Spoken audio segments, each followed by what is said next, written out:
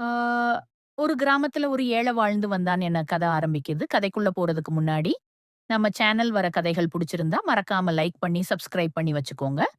அந்த மனிதன் தினமும் ஆற்றிலிருந்து தண்ணீர் எடுத்து வருவான். தண்ணீர் எடுத்து வர அவன் 2 பானைகளை வைத்திருந்தான். 2 பானைகளில் ஒன்றில் சிறிய ஓட்டை இருந்தது. அதனால் ஒவ்வொரு நாளும் வீட்டிற்கு வரும்பொழுது, பானையில் பாதி அளவு நீரே இருக்கும்.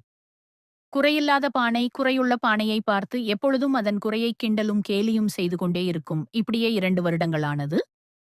கேலியை பொறுக்க முடியாத பானை அதன் எஜமானனை பார்த்து, ஐயா, என் குறையை நினைத்து நான் மிகவும் கேவலமாக உணர்கிறேன். என் குறையை நீங்கள் சரி செய்யுங்களேன் என்றது. பானையே, நாம் வரும் பாதையில் உன் பக்கம் இருக்கும் அழகான பூச்செடிகள் வரிசையை கவனித்தாயா? என்று அதன் எஜமானன் கேட்டான். உன்னிடமிருந்து தண்ணீர் சிந்துவது எனக்கு முன்பே தெரியும். அதனால்தான் வழிநெடுவில் பூச்செடி விதைகளை விதைத்து வைத்தேன். அவை நீ தினமும் சிந்திய தண்ணீரில் வளர்ந்த அழகான பூச்செடிகள். அது பார்ப்பதற்கே மிகவும் அழகாக இருக்கும். அதனாலதான் வழிநெடுவில் பூச்செடி விதைகளை விதைத்து வைத்தேன். அவை நீ தினமும் சிந்திய தண்ணீரில் இன்று பெரிதாக வளர்ந்து எனக்கு தினமும் அழகான பூக்களை அளிக்கின்றன. அவற்றை வைத்து நான் வீட்டை அலங்கரிக்கிறேன். இறைவனுக்கு பூஜை செய்கிறேன். மீதமுள்ள பூக்களை விற்று பணம் சம்பாதிக்கிறேன் என்று கூறினான்.